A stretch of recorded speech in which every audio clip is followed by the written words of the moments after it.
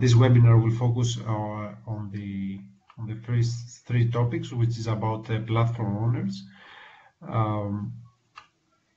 This is the team that is going to present you in the following slides the topics that we have opened. So apart from myself, we have Maria from CNIT, who is the Open Call Manager. We have Simon from PSNC, who is an expert on the first level of compliance. Joaquin from Atos, who is going to talk about the second level. And Matteo from Nextworks, who is going to present the third and fourth level. So some logistics. So you may probably have seen that the webinar will be recorded, and the reason for this is to make afterwards the recording available to all interested parties. So we are going to upload the slides and the video on YouTube. As you will see well in the agenda, we have a question and answer slot. Actually, we have two of them. So we will take questions then, and you can use also the chat to place your questions. Otherwise, during the questions and answer sessions, you can unmute your microphone and ask any questions you would like.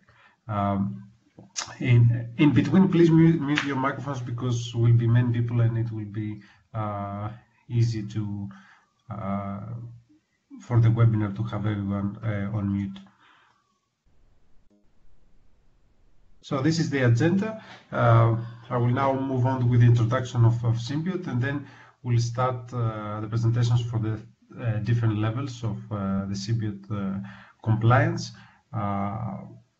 More technical issues, that is, and then we'll have a short session with questions and answers, and then we'll move on with the practicalities of the submission procedure and the forms that you need to fill in, and then we'll take some more questions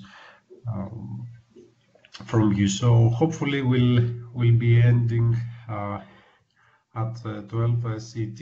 So we calculated 1.5 hours would be enough for this webinar.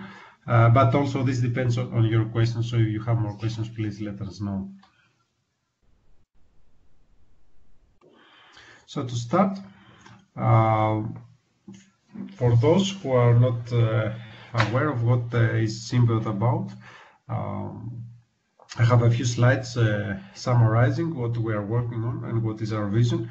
So symbioTe is mainly a framework, a mediation framework that allows IoT interoperability, which means we aim at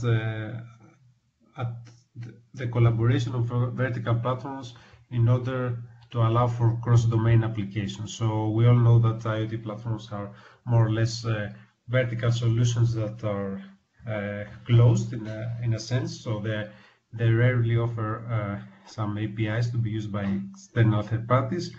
And if they do so, each of them offers different kind of APIs and interfaces. So in order to be able to interact with more than one platform, you need to implement different calls and different APIs and using different semantics. So in symbioTe, we are trying to provide a middleware solution that unifies and tries to integrate all different platforms within a single, let's say, interface. So we support 5 use cases, as you see on the right-hand side: smart residence, educampus, smart stadium, smart mobility and ecological routing, and smart yachting. And to quickly go through what we actually offer, as I said, this is a middleware.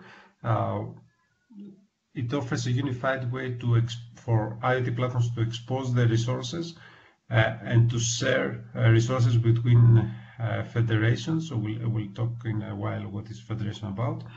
It allows also for trusted discovery and secure access to those resources, and it also allows the flexible integration of smart devices in new smart environments that they visit. symbioTe is not dealing directly with the actual data exchange, so it only allows the discovery and the access, but the actual data are offered by the platform themselves. So this is something that we deliberately try to avoid in order not to be the man in the middle in these data exchanges. And who we address? First of all, we address developers who would like to build some cross-platform applications in order to combine, let's say, innovative features from multiple application platforms in order to create some useful applications for the end users. We also address small IoT providers in order to allow for them to collaborate and to join forces in order to have a better share in the IoT market. And we also address SMEs in order to overcome the IoT market barriers and enter the market in a more efficient and beneficial way for them. So, as I said, symbioTe is about IoT interoperability, and our approach to IoT interoperability is a layered one. So we have defined 4 levels of interoperability because we see that depending on the business cases, different options are available for the IoT platform providers. The first level, L1, which we call for short, is a kind of search engine for or a global registry, as you may call it as you like, for IoT resources. So their platforms can register the resources. Other parties can also search for available resources, and all these are done in a unified way. What is hidden between these, underneath these core services, as we call them, is that there is a semantic mapping functionality that allows to translate different IoT resources expressed in different ways in order to be understandable by all interested parties. We also care for the secure access to those resources. And this is the first level of our compliance. These core services are offered by ourselves, by symbioTe. So you can imagine that this is a cloud service where all platforms, after being L1 compliant, they can advertise and expose the resources there. But only the metadata, as I mentioned before, the actual data exchanges are performed between the interested parties. The second level is bringing closer collaboration between direct collaboration between IoT platforms. So in this level, we have platforms, we have stakeholders that have identified that they want to collaborate with each other. So they form a close group where they can again share and expose the resources. But this is a more distributed fashion of level 1, where the functionality is more or less the same. So you can share, search resources, have semantic mapping there, have also secure access, and have unified interfaces.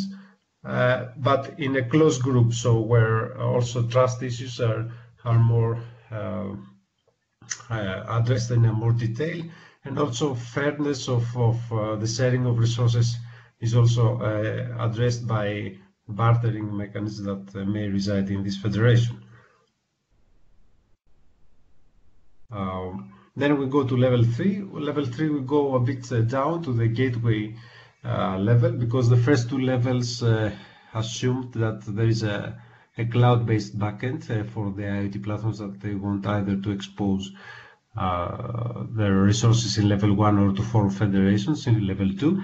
In level 3 we go down to the gateway level, where we see that there can be cases where co-located platforms can interact with each other in the local space, which we call a smart space, and this allows exchange and exposure of resources directly between gateways. So you don't have to go up to the backend to expose or to search for a resource, but you can do it in the gateway level.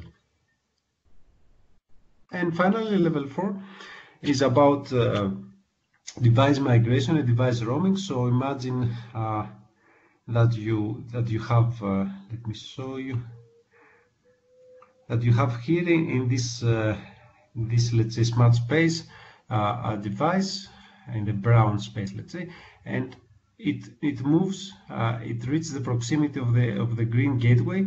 So what we do is that we try to seamlessly customize, configure and accept the new device in the visiting space. So this level 4 is not a standalone, let's say, level. It is based on level 3, but it can also be based upon previous levels. So it depends on the actual functionality that you want to see there. And we'll talk about this later, but the main concept is to enable the seamless migration and roaming of devices across smart spaces. And before going to the technical details, just to remind everyone about the topics, we are talking about the first 3 topics of the open call, L1, L2, and L3-4.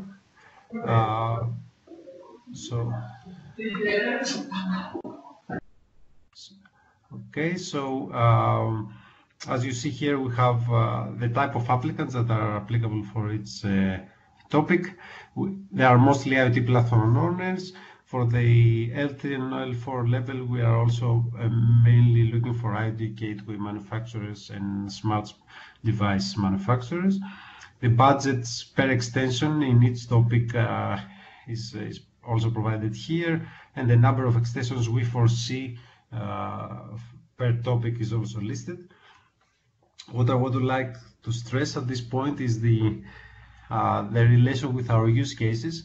So in the first level, we have within symbioTe we have 3 use cases that are level 1 compliant. We have the smart residence, we have smart stadium, and smart city use cases. Also, we have some additional use cases from our first open call. So we had 3 companies from the first open call that are also have made their platforms L1 compliant. So these platforms were about smart buildings, smart marinas, and again for noise monitoring in smart cities. Again, in this second open call, we want to enlarge a bit this level again, so that's why we reopened it. We are looking for real platforms with real deployments, and it would be nice to make these deployments available during our trials. So about the use cases, it can be similar to those listed here or complementary. So we don't have any limitation, but in your application you need to describe your use case and why you think it's important for symbioTe, or how it matches the symbioTe vision and goals.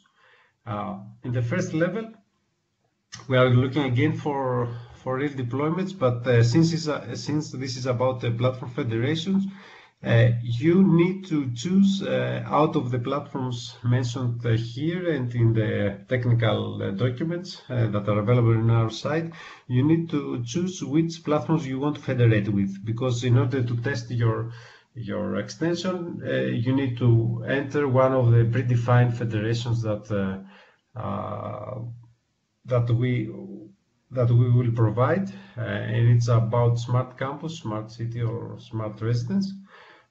So you need to choose and make this clear in your application again. And finally, and also make this also available during our trials. And finally, about the L3-4 topic, we won't have any trials there because it's a bit different. It's a bit difficult to test it because co-location is needed. So what we have decided is that at the end of these extensions, we will organize an event where we will invite all the partners that have been selected and have worked upon this topic to join us and bring their gateways and have a kind of let's say, challenge event or hackathon, but with not real programming, because the programming you will have done it in the previous months.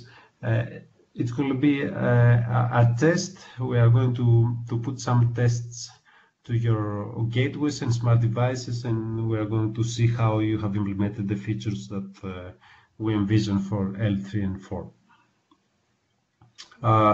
So that's all from my side.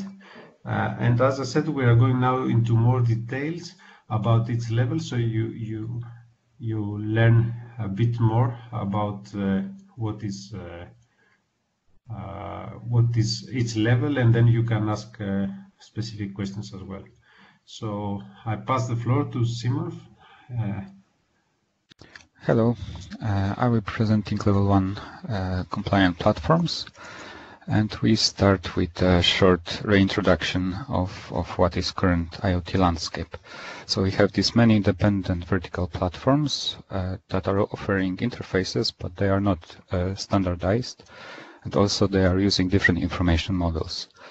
So in symbioTe level 1, we try to create a mediation framework where the platforms can advertise in a unique way their resources, and also they can be accessed in a unified way. So what do we mean by level 1 platform integration? So we have level 1 platforms integrating with symbioTe Cloud, and they register themselves and their resources in symbioTe Core.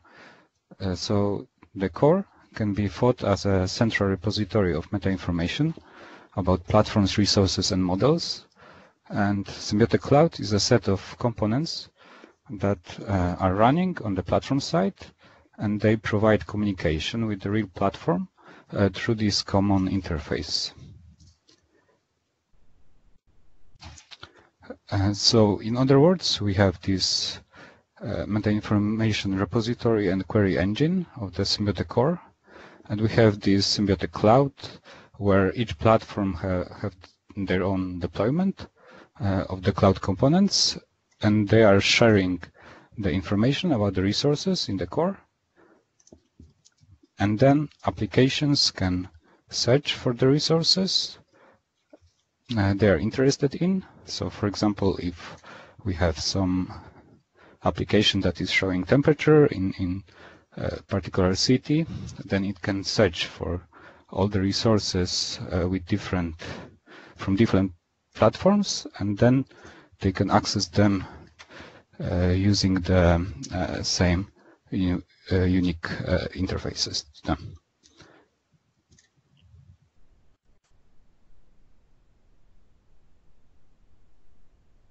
Okay, so what do we mean by extending the or creating the IoT platform? So this is extension of our components. So we have our platform, which is called My Platform here, and we have a set of components that are provided by symbioTe, which you need to configure and extend for your own platform. So we start on top with this unique interworking interface, which provides access point to your platform. And we have these 4 components that allow you to be level 1 compliant. So we start with registration handler on the left, which is used for registration of the resources from your platform to the core. We have platform authentication and authorization manager, which provides security for your platform. We have a monitoring component and resource access proxy, which forwards the communication from the interworking interface to your real platform. And what you as a platform owner needs to do, you need to create a resource access proxy plugin, which is specifically written for your particular platform, which is called from this generic resource access proxy by using the asynchronous messaging system. Your implementation that you are providing will contact directly your platform to perform the operations required. So reading of the observation data or doing some actuating within your platform and so on. And all these components, the cloud domain components, are integrating your platform with the symbiote. So here is a short summary of the integration process. So first you need to install some of the required tools like Java JDK, RabbitMQ, MongoDB, or Nginx. And then you need to download all of the symbiote cloud components from the GitHub. So on this link, you also have a really detailed description of how the integration process of a platform for level 1 looks like, also including examples of registration process or description of your resources and so on. Next step is you need to configure all of these components, and this also includes creating all the security credentials that are required on the platform side and so on. And you also need to create this platform-specific plugin that will connect the symbiote components with your real platform. Then you can use our symbiote core administration portal to register your platform. And then when you start your cloud components for your platform, you can proceed with registration of your platform resources in the core by using the registration handler component. We in symbiote, and especially in level 1, we are supporting multitude of information models. So we offer a set of information models created by us, and those are core information model, which defines the most basic entities and relations in the IoT domain. So such concepts as resource, stationary sensor, actuator, location, or property. We also have meta information model, which has some definitions required by the symbiote components about the platforms and resources. So we have things like a platform, user, and information model defined there. And we also have a best practice information model, which contains some additional units of measurements and properties such as temperature, humidity, as well as some more definitions used in specific domains of the IoT use cases, the use cases that were mentioned before, that we have in symbiote, so smart mobility, smart residence, smart yachting, and smart stadium. So in this model, instead of just a plain actuator class, we have RGB light actuator, which extends the actuator class with some more properties which are specific to RGB light. We also have retailer device, which is coming from the smart stadium use case. We also have smart yachting service, which is particular to smart yachting domain. But if your platform is not covered by these aforementioned information models, symbiote is also providing a support for extending our base models. So each platform can specify its own platform information model, which must be aligned with core and meta information models and extend them in some kind of way. So after registering new platform information model, it is validated if it's conforming to our core models, and then it can be used to describe your resources in more specific details that are required by your platform. And this best practice information model I mentioned before is in fact a kind of specific platform information model that is covering a set of IoT domains. So at the end, I will show some showcase of the level 1 compliance. So this is an administration portal that allows registering of new users, including platform owners. And for platform owners, it also provides a way of registering their own platform. So they can provide ID of the platform, they can provide name of the platform, short description, and also point to the URL of this entry point, our interworking interface services, and specify which model it is using. So in this case, it is using best practice information model.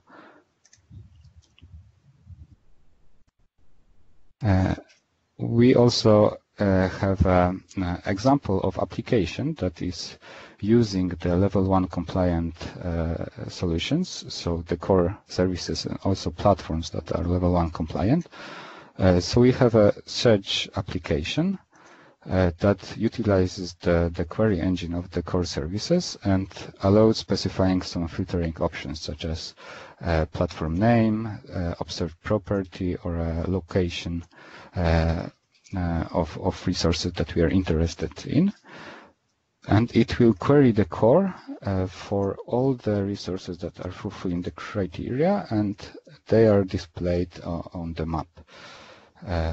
And the details about the resources, the meta information about the resources that was used during the registration of the resources by the platform are displayed on the bottom, which contains the most generic definitions that are coming from the core information model, such as name of the resource, observed property, exact location, type of the resource, and so on.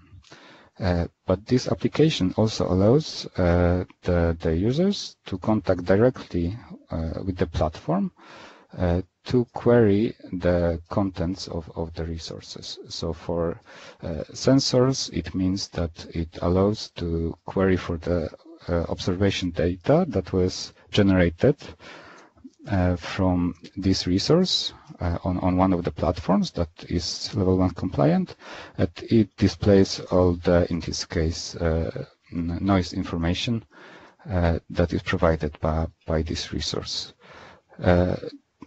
Also, different types of resources are also available here.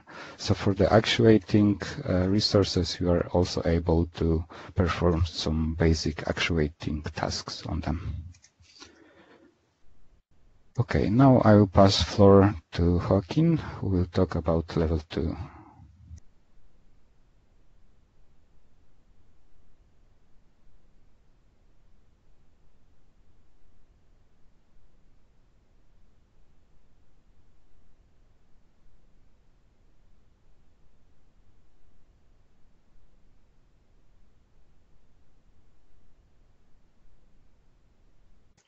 We cannot hear you, Joaquin. Sorry, now do you hear me? Yes. Okay, so I'm Joaquin Miranzo from Matos. I'm going to introduce L1, L2 compliant. Thank you, Simon, to introduce L1. So let me introduce an overview of the L2. As Sergius has commented, the L2 is an extension of this interoperability solution designed in L1. You have seen a lot of functionalities that are very good. So the idea is not to stop to provide this functionality in a centralized way that cover in L1. So the idea is to allow to the platform to create the IoT federation in order to improve the relationship between the different platforms. So what we want to provide in L2 is distributed management of this lifecycle federation, and also to allow to share resource, and also to introduce mechanisms to follow up the quality of the service of this shared resource that we have registered in this federation. On the other side, we want also to introduce management of access and policies for this federation resource. You will see in the next slides, in order to allow to different users to access to different resources in the federation in the same way with the same account. And also, as Sergio has introduced, we try to introduce not only a simple scenario where you can share all the resources. We want to introduce more complex scenario like bartering, in order to improve these relationships between the platforms involved in the federation. And finally, it's not only the idea to create a federation. In L2, we try to setting up the heterogeneous ecosystem in the sense that it will be a flexible federation, and we allow to easy to grow up, to introduce new platforms in the federation, and also to reduce the technical barriers for resources exchange. So you will see in the next.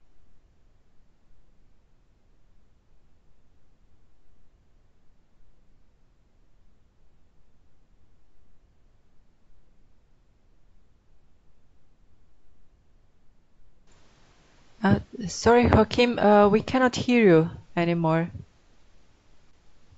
Can you hear Joaquim? Some problems with the connection. Yeah, now we can hear you. Yes. Sorry. No problem. So let me introduce an example for this motivation. Why do we need to use the L2 layer? We can cover maybe with the L1 functionalities. What we can add it to use this L2 layer. This example, for example, allow us to introduce what are the added value between L2 and L1.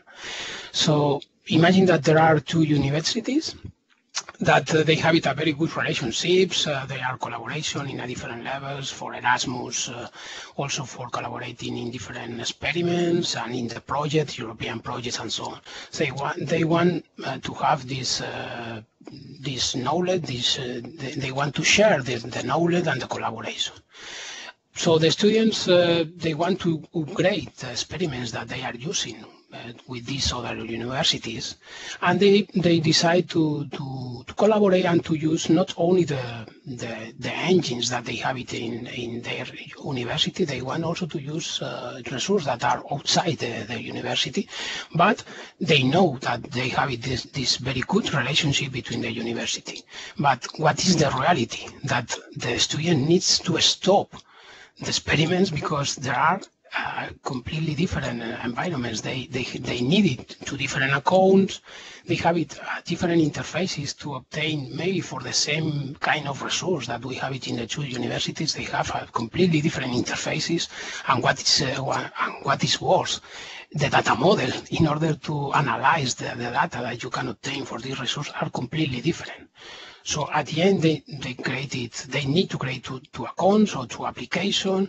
So this relationships is not a real relationships, and yet basically we have it two universes completely different for the same ecosystem, because at the end we have it this relationship between the university. Nevertheless, you can say, well, the L1 cover part of this functionality is true. This is the reason that the L2 is an extension of L1, but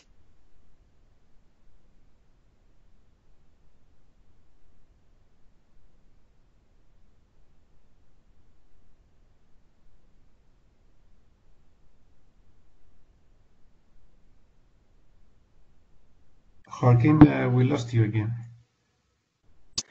Sorry, now? Yep. Okay.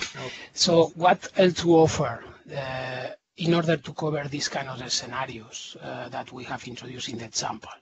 L2 provide the tools for managing platform-to-platform federation. So they create a real relationship between the different platforms. And they introduce a lightweight federation figure because we have a distributed federation. It's not centralized. We allow to share resource between two or more platforms at the same level. So now the students can, for example, in the example that we have introduced, can access to other resources in other universities in the same way. Also, the platforms not only expose or offer the resource as a typical federation when you are a producer and all the people can access. The idea here is that the platforms can consume and also offer resource. This is called prosumers. So at the end, they are working at the same level. Of course, there are the same access to all the federated resources because we are using the same interface. We have using the L1 in order to define the meta model. So at the end, we are accessing to all the resources in the same way. We have the authentication authorization distributed policy rules. This allows to one student to enter to resource to another university with the same account when the platform that expose this resource allow this platform and the users that belong to this university, for example, to enter or to use this resource. And on the other side, we introduce quality of service between federation level. We allow to the different platforms to be sure that the resource that has been shared in the federation has a minimum good quality. If not, it's not good for the federation if one of the members cannot provide the good quality of the resource that they want to expose it, because they can be a consequence for the experiments, for example, or for the use of the applications that you have on the top in your platform. So we allow to introduce this kind of mechanism.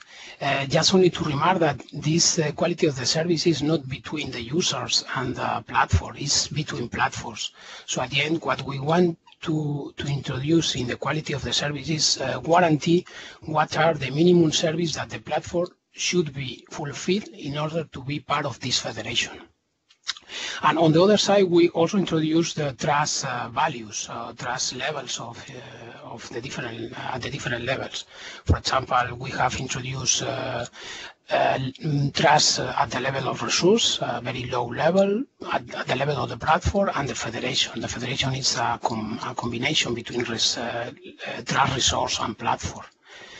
And we, as we have commented and in the overview, we introduce an alternative relationship between the federation members, not only for the free access, in the sense that I want to expose this resource in the federation in a free way. No, we have also other scenarios like bartering in order to using coupons or vouchers in order to use this resource.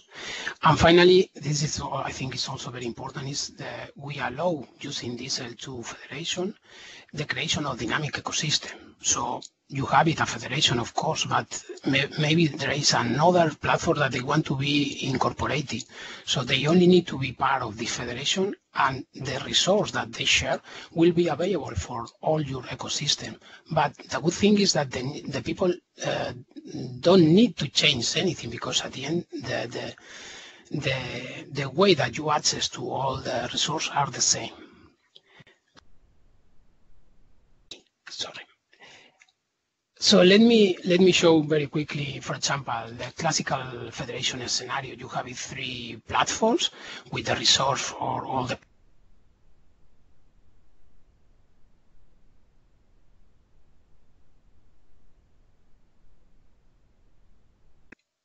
Now, do you hear me? Yeah, okay. So there is a core service that there is where we can find federation information and also membership information, but not more, because we have it a distributed federation. And for example, platform B want to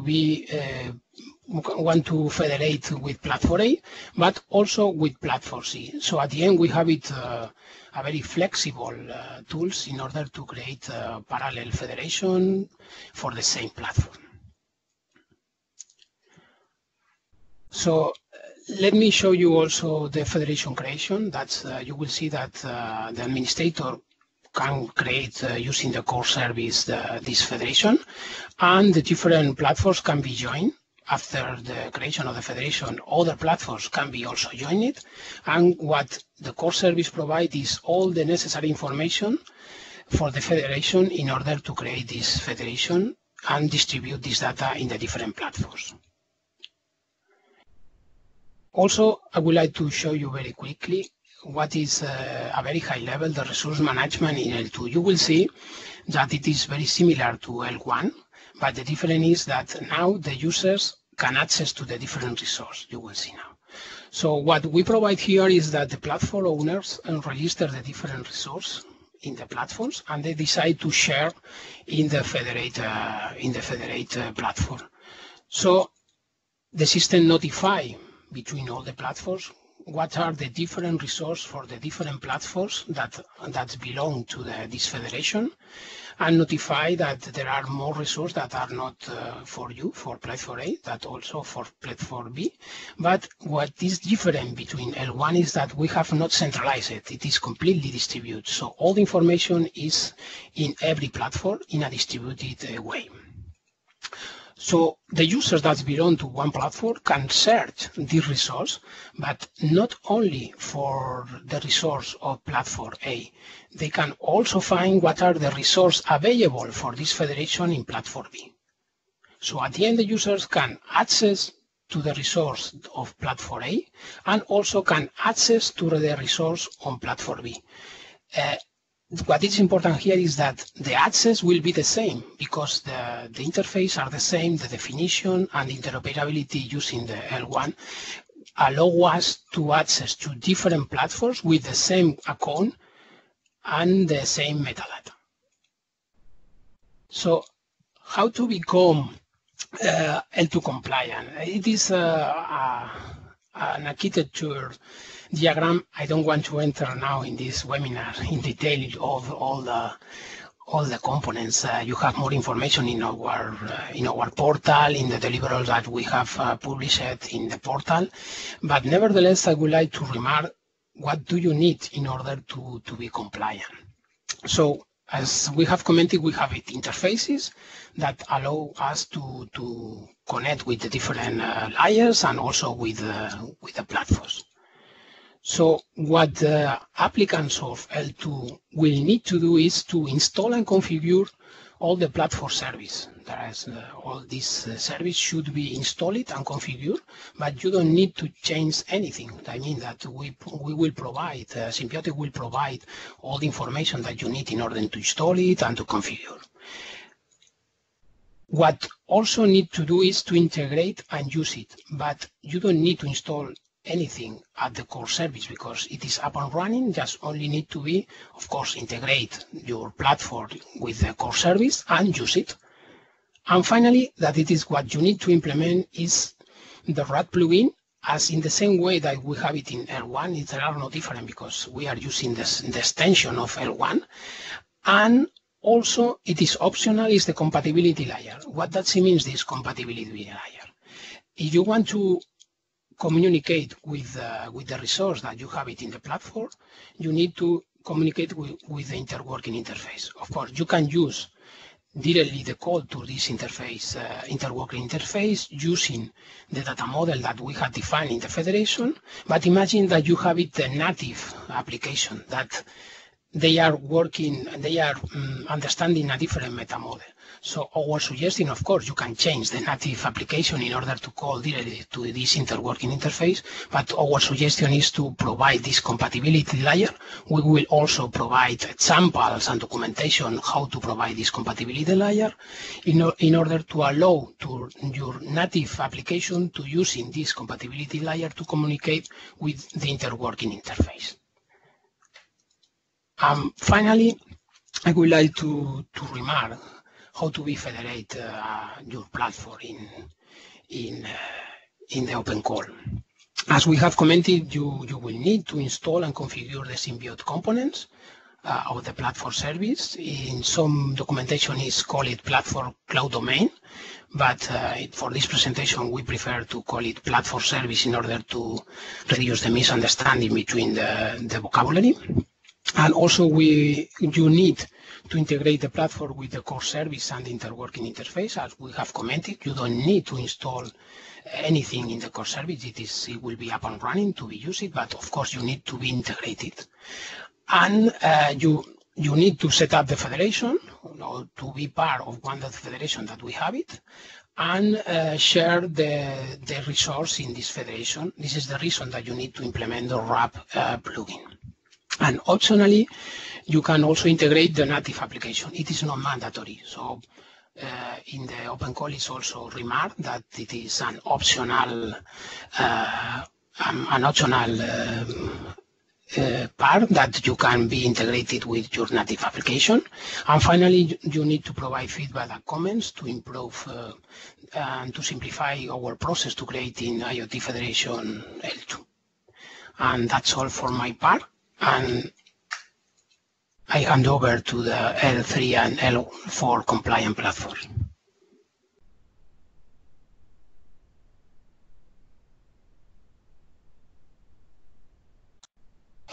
Thank you, Joachim. Good morning, everybody. This is Matteo Pardi from Nextworks speaking.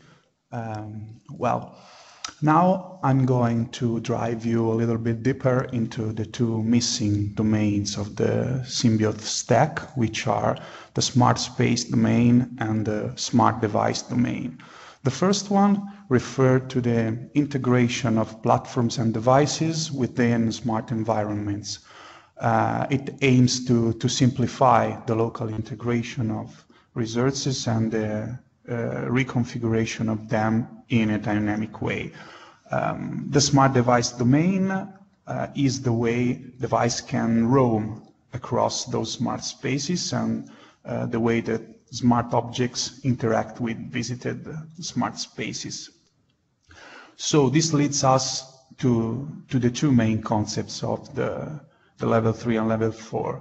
The first one is the smart space, which is an environment where one or more IoT platforms provide coordinated services.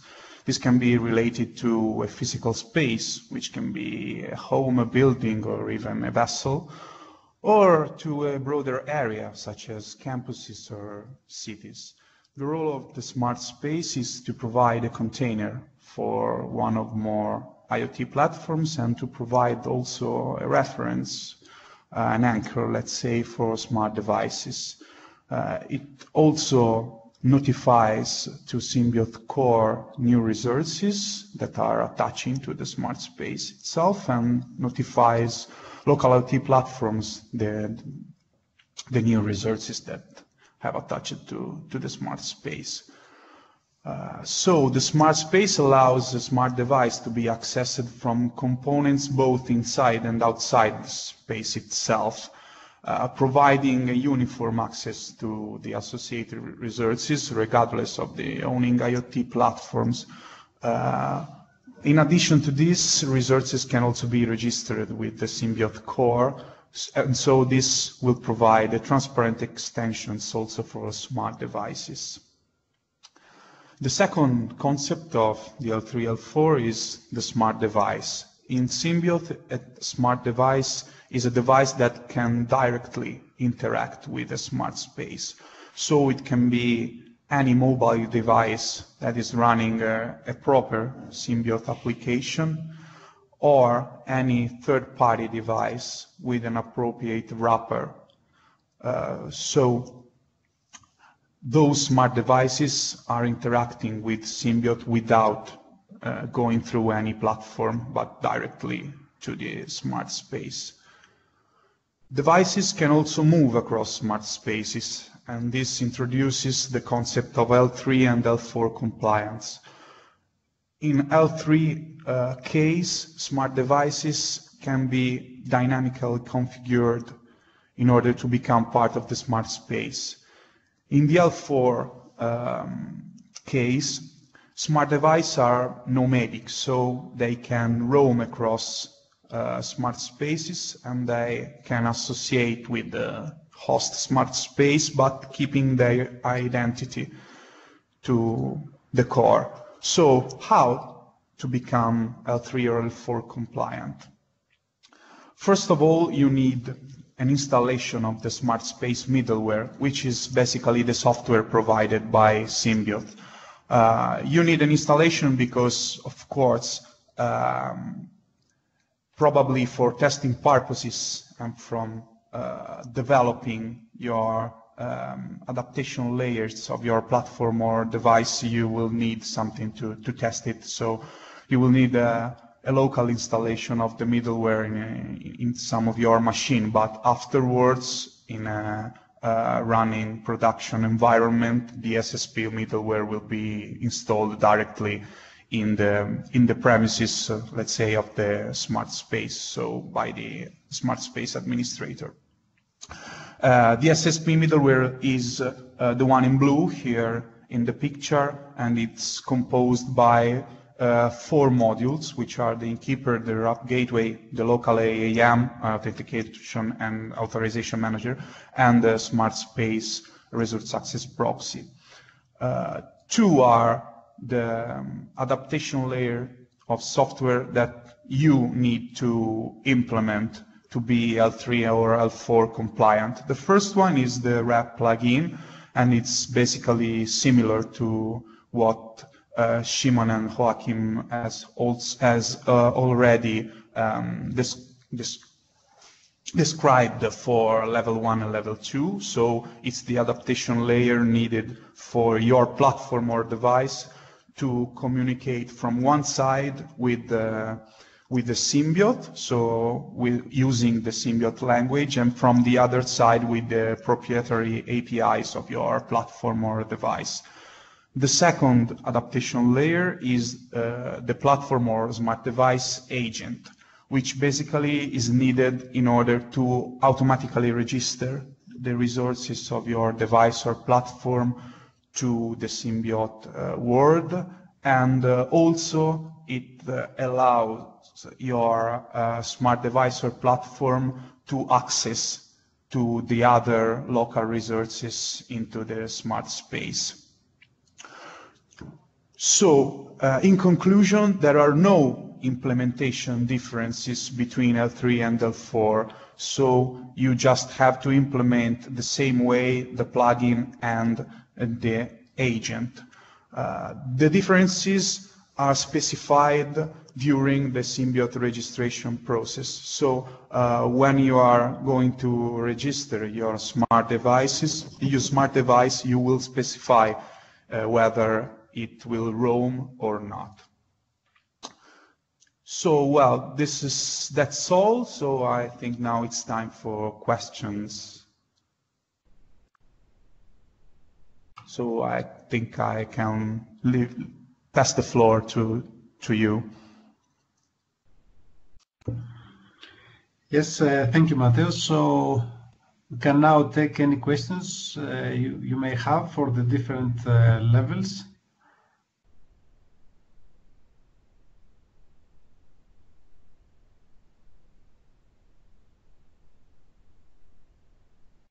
Hello, I have a general question, not a technical one.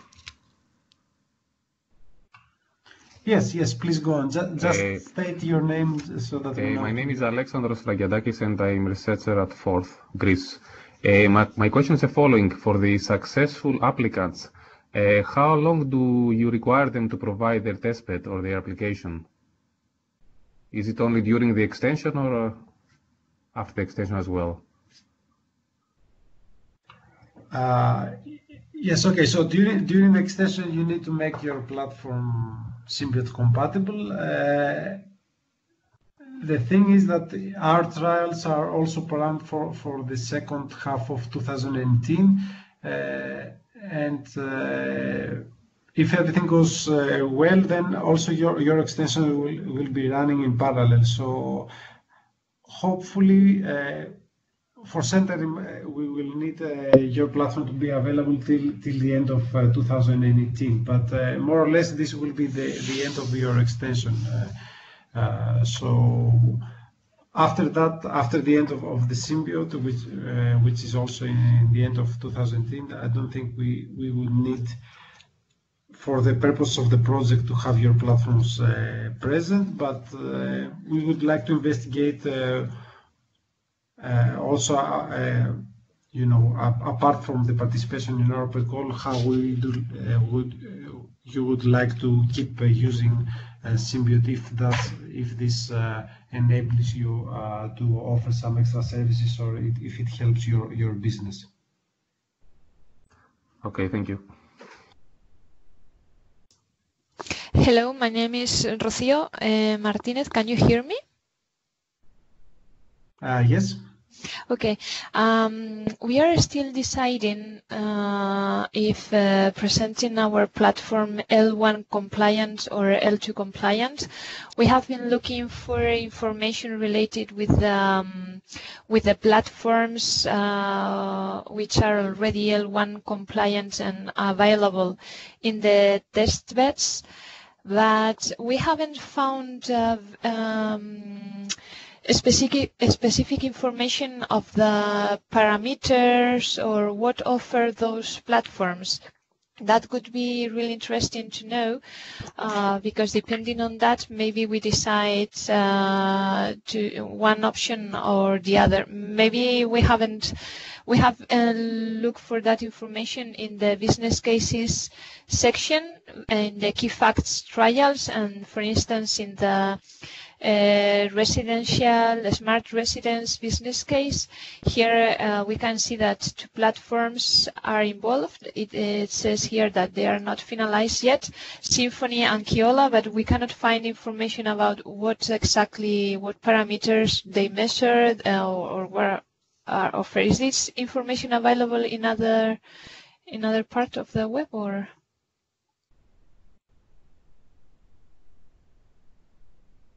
Okay, so yes, one place to look for this is at the technical documentation of the open call. You will see it's under a different topic, but okay, we assume that you may have a look of all the topics. If you go under the OC2 apps topic, which is about building application on top of the existing platforms, you will see for each level the platforms that we are going to make available and the type of sensors that they expose to symbiote. So this is pages 21 to 23 of the technical details of the open call. So there you can find also the offered data that each platform makes available through symbioTe. And this indeed, and this is a good point, this also may help all applicants to decide whether they will go for one level or for the other.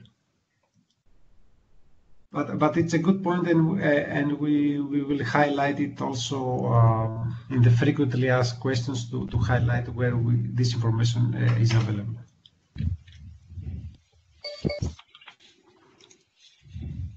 Thank you very much. Okay, I see that we have a few more questions in the chat. One question is about if a platform needs to be deployed in large scale in order to be interesting for level 1 or level 2. Okay, we haven't defined the scale for which a platform needs to cover. What we're looking for is for real deployment. So this is something I highlighted also in my presentation. We need to have platforms that are deployed and actually used for business purposes. So whether it is 10 sensors or 20 sensors used or so, it's up to you to describe. For sure, the more large scale, the more extensive a platform is and covers a big area, if it's about smart city or something else, or if a large number of users uses them, it will be indeed appealing. But we haven't defined any quantitative criteria for how large this will be. You need to, in the application form, in case you have seen it, you need to describe what is your platform about, who uses it, and for sure for the extensions we won't be able to use the full length of your platform, but our very realistic scenario of deployment would be sufficient.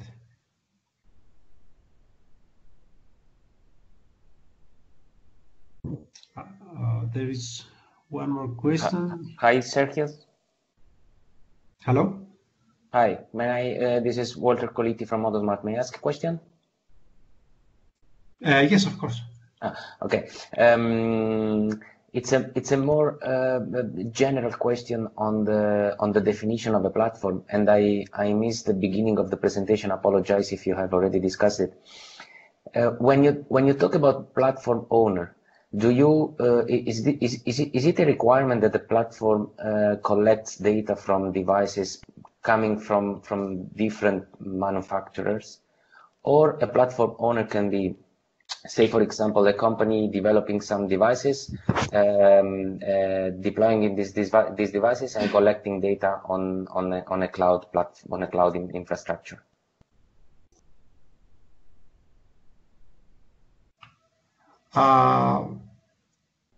Okay, so platforms have a usually have a cloud backend and some devices connected and gateways that connect these devices and fetch the data back to the cloud. What we see, we have not. We define as a platform as the whole set, the set of devices, gateways, and cloud backend if present. We don't specify if it combines different manufacturers or not. For us, at least for level 1 and level 2, it's okay. It's so not, it can be only one. It can be only one. Say a vertical solution coming from one single provider. That would be a platform. Okay, fine. Thanks. Thank you.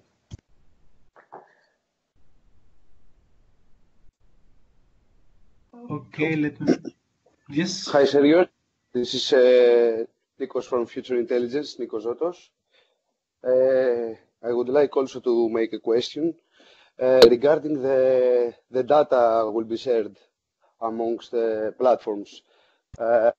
Layer 2 presentation, for example, you show a paradigm example for two universities. They have a collaboration region, let's say, and they exchange data. So those data can be the same, the heterogeneous data exchange can be the same, let's say, for air quality sensors, or, for example, can be for another application data from, let's say, smart lighting and air quality. And if we find a collaboration region, this is applicable. Okay, yes. So I can answer, but also Joaquin can also. Yes, that's only comment that this is only an example. Of course, you can interchange data in a different domains. It is more. It's not necessary that the platform should be cover only the same scope. Imagine that you have two different platforms. There are not universities. There are real business companies that they are using pollution sensors in order to provide an application on the top. And you want to also to increase, or you want to improve your application, and you want to include also sensors for another kind of sensors that are completely outside of your scope. Maybe you don't have enough knowledge, or you don't have enough cost to implement a new platform, but you can find another platform that you can be federated, and of course you can share this data even there are completely different in a different scopes. This example is true that it seems that it is for the same domain, but it can apply in any other in any other domains. You provide the added value for your applications that in order to increase the functionalities or whatever. So of course it can be in a different scopes. And from what I understand, so we have a single platform, of course, but we can claim that this can be the collaboration scenario between another different platform, but we should not bring the different platform in the project, the second one. It should be federated, so at the end, this is the point. So if you can find one of the existing one, you will be federated. But correct me if I'm wrong, Sergius. No, if another platform is not federated, how we can? At the end, we need at least two platforms to create a simple federation. Yeah, yes, as I said at the beginning, for the federation, for level 2, you need to identify within the list that we provide as platforms that can join a federation, which one makes sense for you to federate with. So on the one side, it will be your platform, and on the other side, it will be one platform, one of the platforms offered by symbioTe, or it can be more than one. So if you want to federate with more than one platform from the symbioTe side, you can also write it down and highlight it in your application form. Perfect. So I can bring my platform with smart lighting, for example, and I can, in the layer 2, I can apply if I can, let's say, tackle a region that the platform, my platform with another platform from symbioTe in a city for air quality sensors can be collaborated, for example. Yes, yes, exactly. Perfect. Okay, thank you very much. Hi, Ilan Gelor from Hero, Israel. We would like to comply for a level 3/4 section, and I would like to understand if I also need to identify for what I need to collaborate, or in my case, I just need to comply.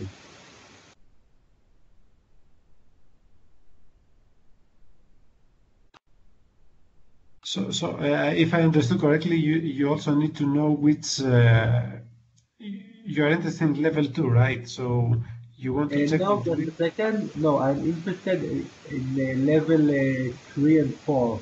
Ah, 3 and 4. Okay. Yes, I want my embedded device basically to be compliant with the symbioTe, and I would like to understand if I also need to identify on which platform my data is relevant to, or I just need to apply with the symbioTe standard.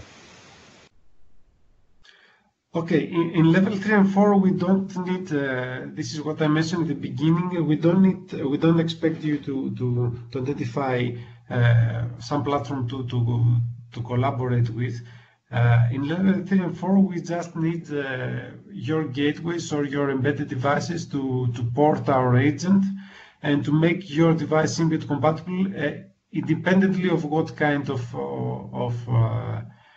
so we don't have any limitations of what kind of sensors you have or gateways. You just need to describe them, and these are independent of the use cases that we have in symbioTe. We just need, there is also a relative question, we just need to see that you are a manufacturer of gateways or of smart devices, and you can, if you deploy our agent and adjust our agent to your devices, then you can cover a relatively, not large, but heterogeneous set of devices. So if you have one type of device, then this is okay, but it would be more appealing if you could present us that you have, let's say, you manufacture 2 or 3 type of sensors, or you have a gateway that is also, you offer a solution with a gateway and a couple of different sensors and actuators and so on, so that the whole thing is a bit more, has a bit more impact, let's say. Okay, great. Thank you. Hi. Hello? Yeah, hi. We have a data analysis platform for Internet of Things, and we plan on consuming data from the federated platform within the L2 context and extend it with data analysis metadata. I would like to ask whether we are eligible to apply to L2. Are we considered a platform in these terms? Thank you.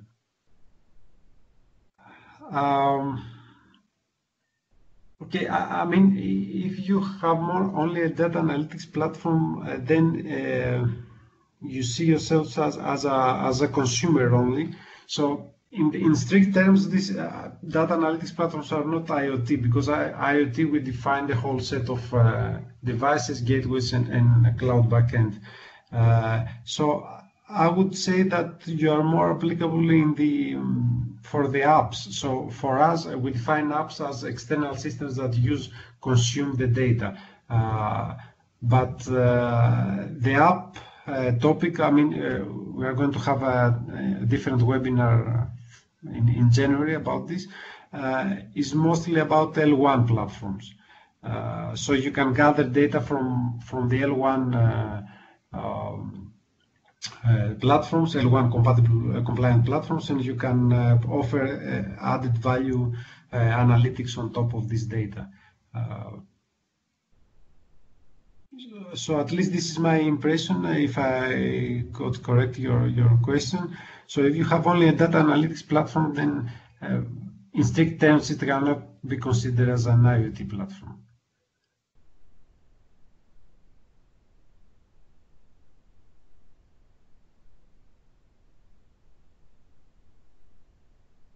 Okay. Before moving on to the management, let me check again the questions. Okay, there are some questions about the pre-feasibility check. So we are working on them, and we are going to reply to all of your requests within 10 days from the date you send it. There's one question about the trials. The trials we plan to have are indeed going to start in the second half of 2018. We don't have the exact dates, but based on our calculations, your extensions will run from till October 2018, depending on when we start, but the earliest time would be October. So I think that this covers more or less the trials that we're going to have, because our plan is to end also our trials by the end of October or beginning of November. So for this part we have considered this, and I think it will be aligned with your extensions. About the level of support you will receive when you join our extensions, the symbioTe's extensions, I think Maria will briefly describe this in the next presentation about the management, not only on how you apply, but also what will happen after you join after you are selected to join our extensions. So if there are no more questions regarding the levels, then perhaps we can move on to the next presentation and have again a second round of questions if needed.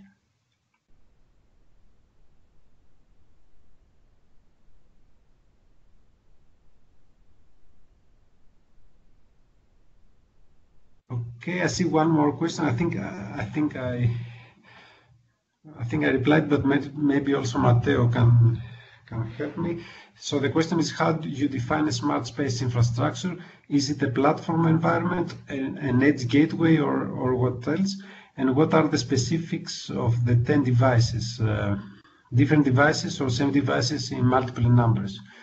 So for the second part, as I said, 10 devices, so the call mentions 10 devices of at least 3 different types of devices. So it would be nice, it's not a number of, let's say 10 same sensors, but let's say you have 3 different sensors and you have 3 devices, and your gateway can support 3 devices for its type of sensor, so for actuators, whatever.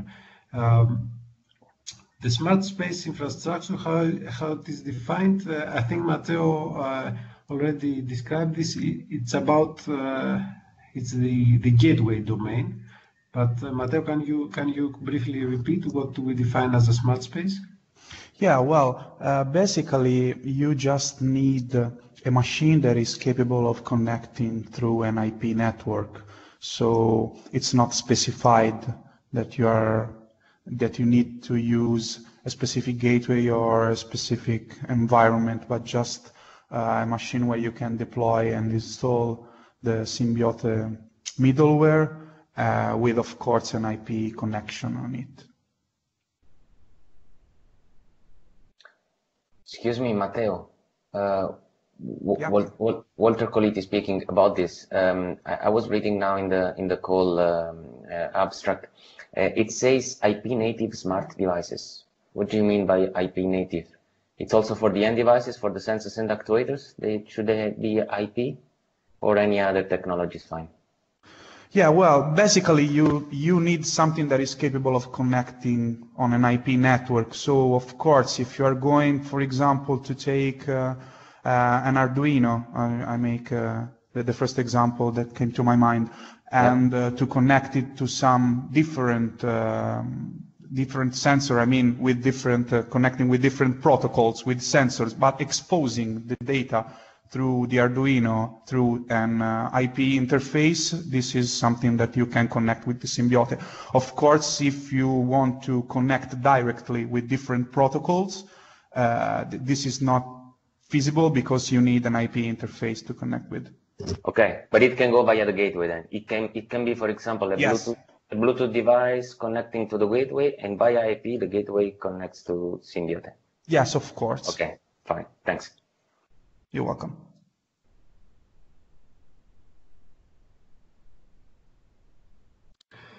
Okay, thank you all. So I guess now we can move on to the final part of this webinar, which is about management.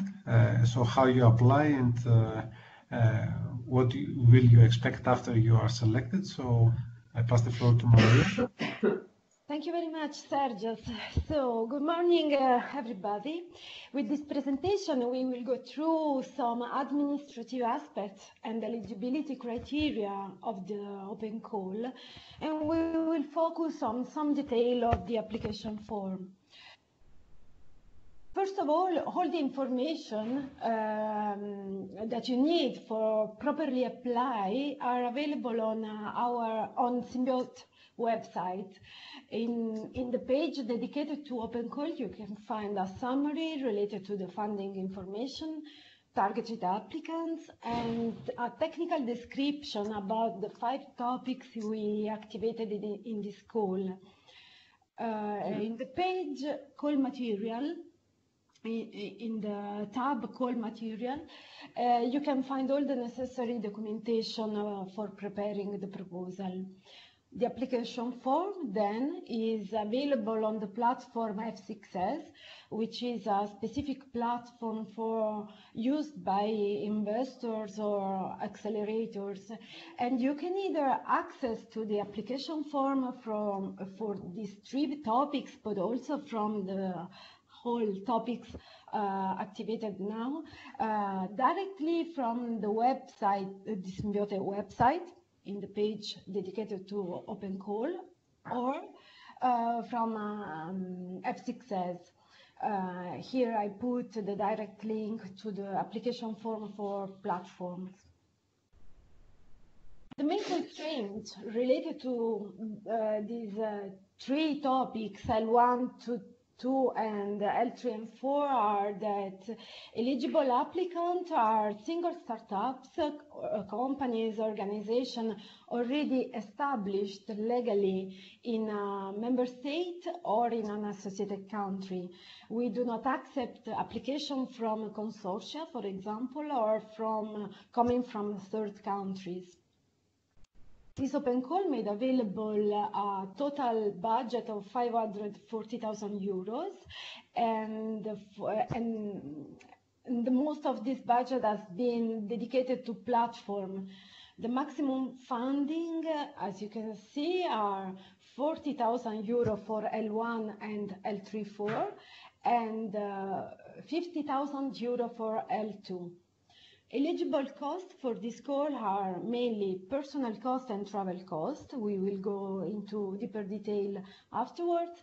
And the deadline, as you know, is the 31st of January, 17 o'clock Brussels time.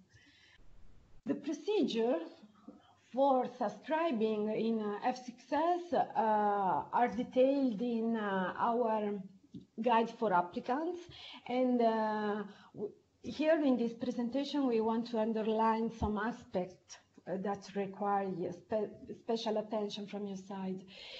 It's very important when you subscribe in F6S to accurately describe yourself, your expertise and experience, and also to invite your collaborators, 2 or 3 of your employees and collaborators involved in the extension to subscribe as well and to fill in the information concerning their profile, expertise and experience, because it's very important for evaluating the overall competencies of the applicant. The application form consists in 6 sections. And as you open the application form, you will see that there is an autosave functionality which will prevent any loss of content. And you should make sure to press Submit tab just once the application is complete. Otherwise, this will block your application. Before starting filling in the information, you need to select the proper topic you want to apply for, and consider that all the fields of the application form have a limited number of characters. As for the section A, basic info, it includes the title, summary, and information on your company. We added also one field where we ask you to describe the involved team in your proposal. IoT solution is a section in which you will describe the technical solution, and in this section you will be able to upload an additional document up to 2 pages where you can include diagrams, figures, and in general deeper detail about your proposal.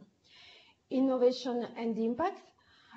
Here you can describe which resources you will make available for the development of further application and which benefits you expect from symbiote. Implementation is about the timing and estimation of cost.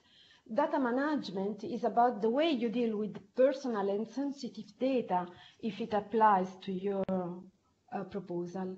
And miscellaneous contain some additional information and include the privacy statement. Coming back to section D, which is really important, here we need you to include very correct information, because some mandatory limits apply here. Duration of the implementation. You choose how long it will last, but the maximum duration allowed is up to 6 months. The list of deliverables. Deliverables are any tangible output, for example, reports, software, or a combination of the both, which describe the result of your work. And you will find in here the template to download and to fill in with the list of the deliverables you plan to submit.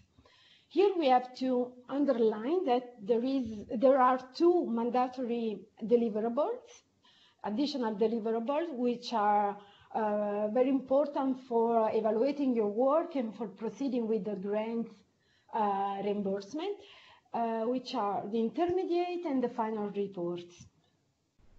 With this, the coordinator can transfer the grant tranche just under the condition that these deliverables have been prepared and submitted by companies, the winner companies. So another important information is about the budget. Here we ask you to estimate the cost of personnel and to estimate the budget for traveling. Actually, we will invite you in participating in 2 project meetings with the whole symbioTe consortium, or in a workshop that symbioTe is going to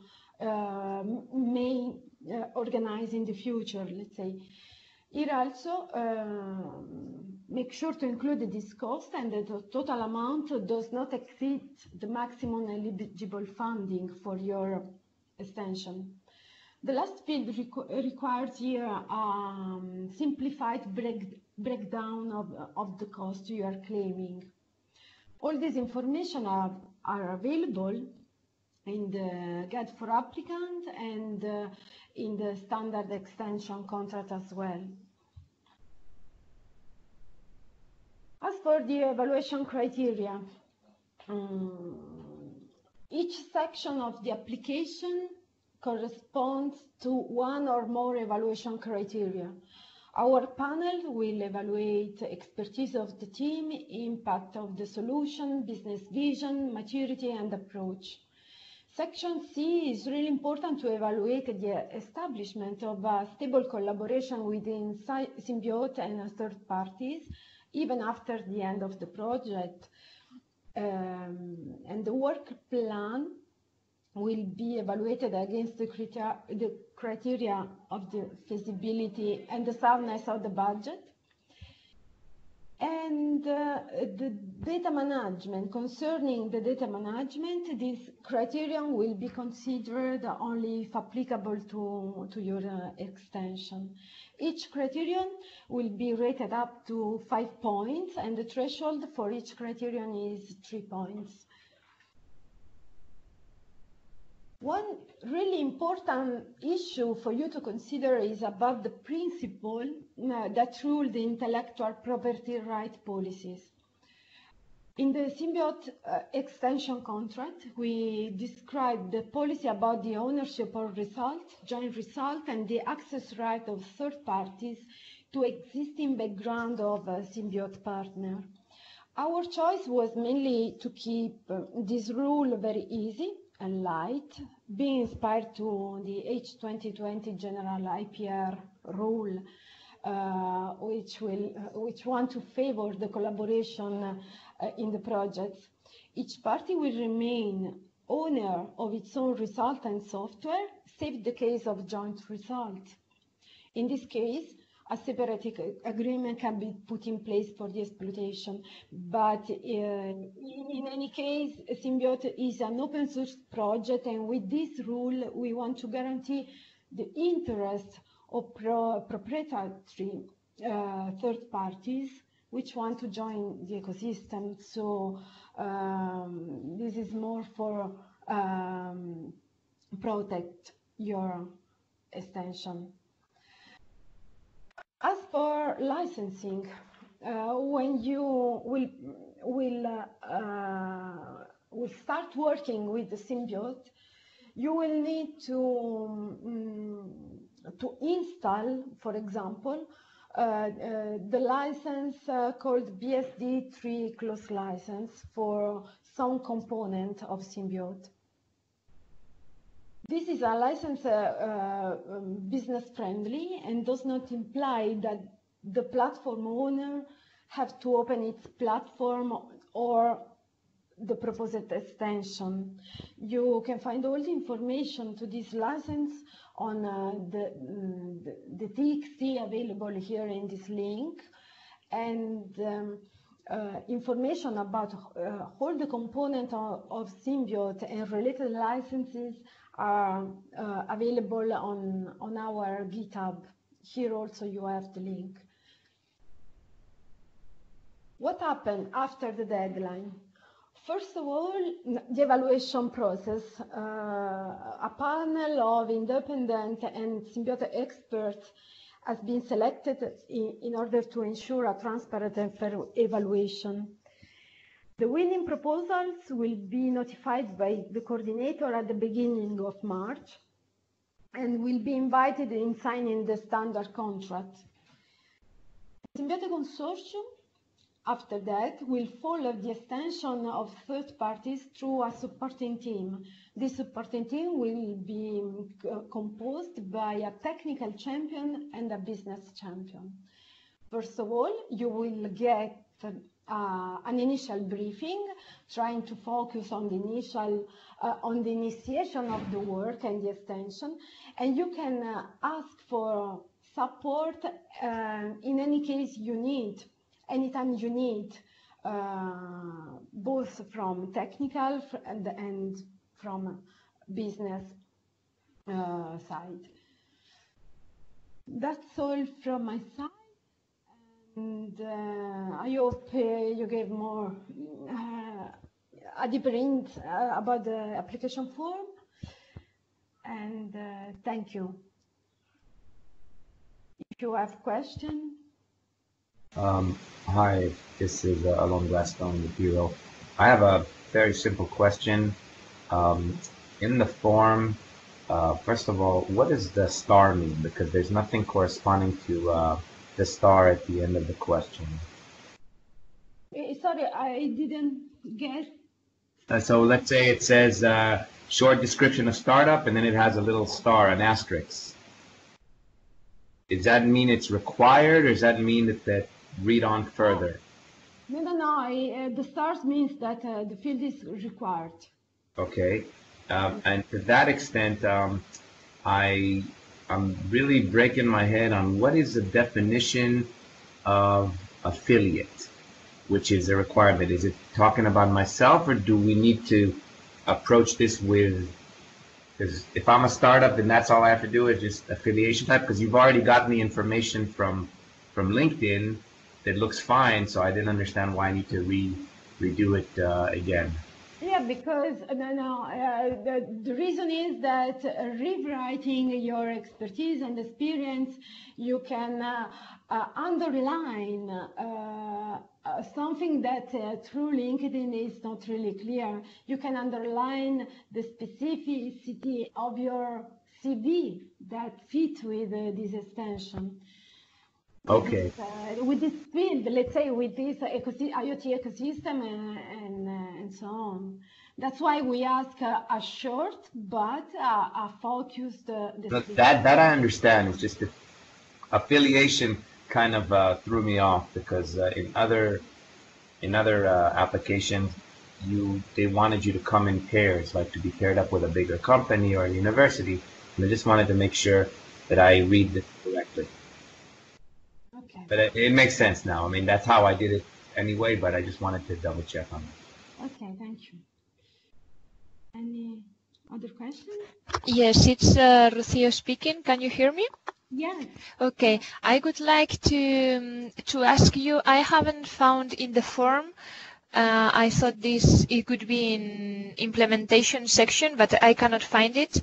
Could you please tell me where should I describe the work plan, the tasks, work packages, activities, and so on?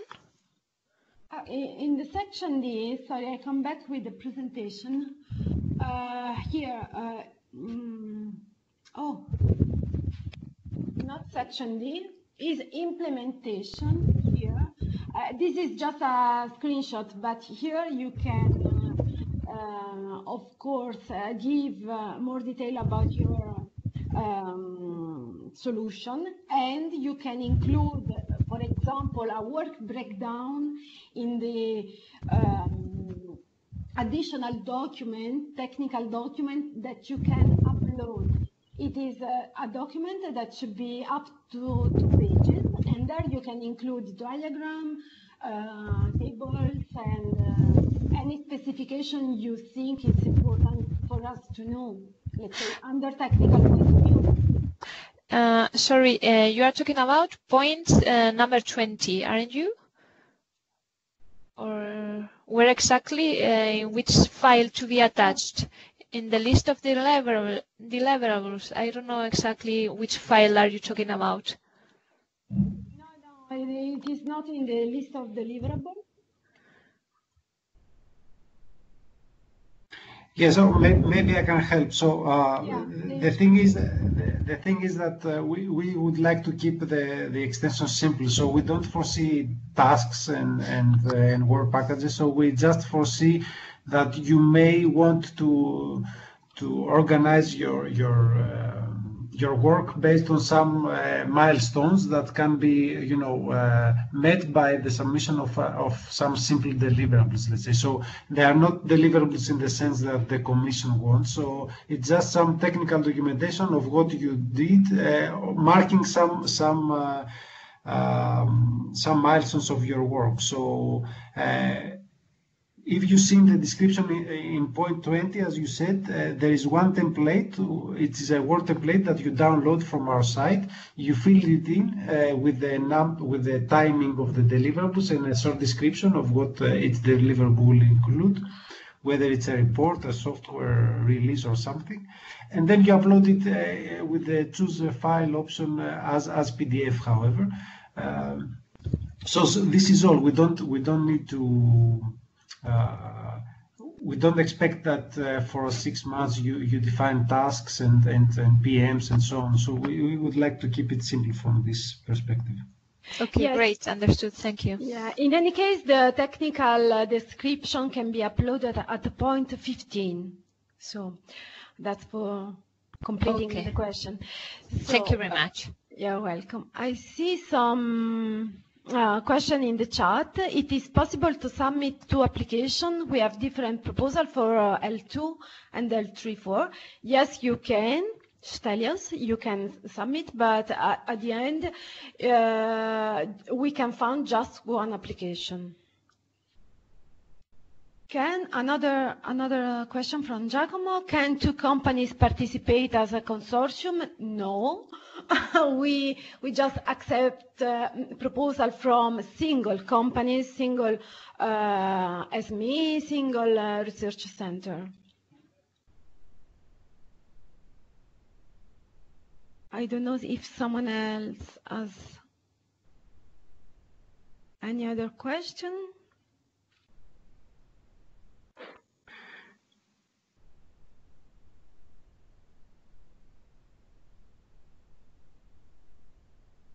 Okay, I don't see. Thank you. I don't see anyone with more questions on the chat. But if you have any questions in general, you can also use your microphone and ask us.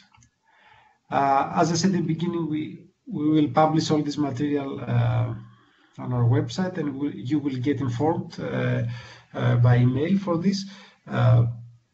Just as a complementary material, we have just published on our site 2 blog posts for the level 2 and level 3 and 4, which were missing. So more or less you can get also the description of what these 2 levels look like, and there is also an older post on level 1.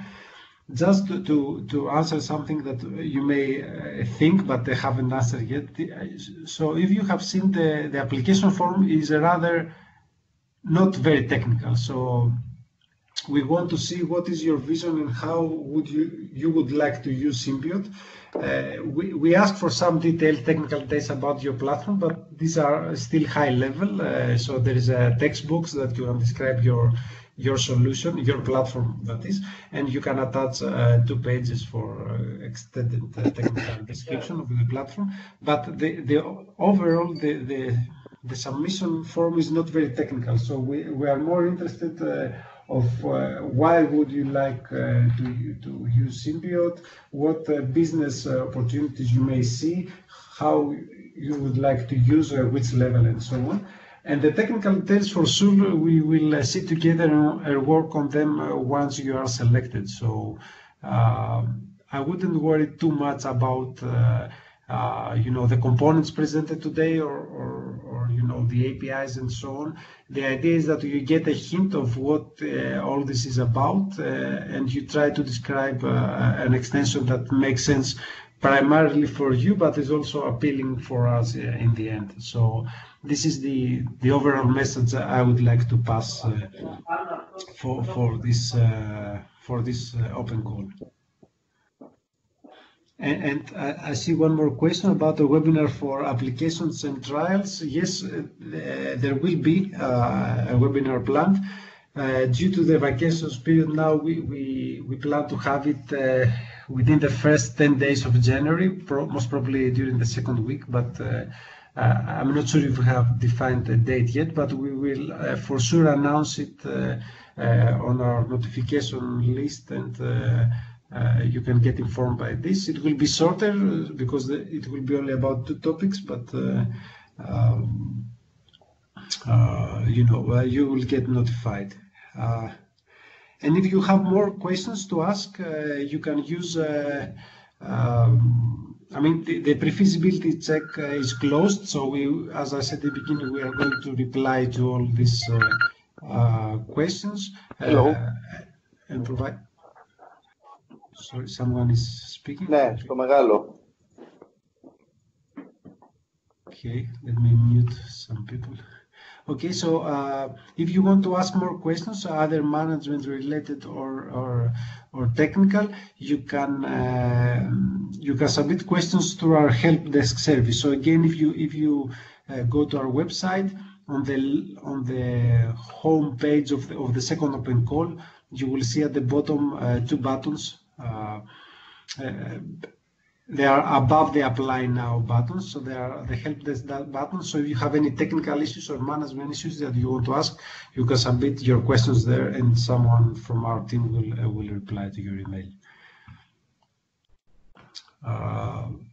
So yes, stay tuned for more material. We will make this webinar public material, and based also on your questions, we will try to update the frequently asked questions with some more hints about where you can find some material that may not be visible from the first read. Are there any more questions?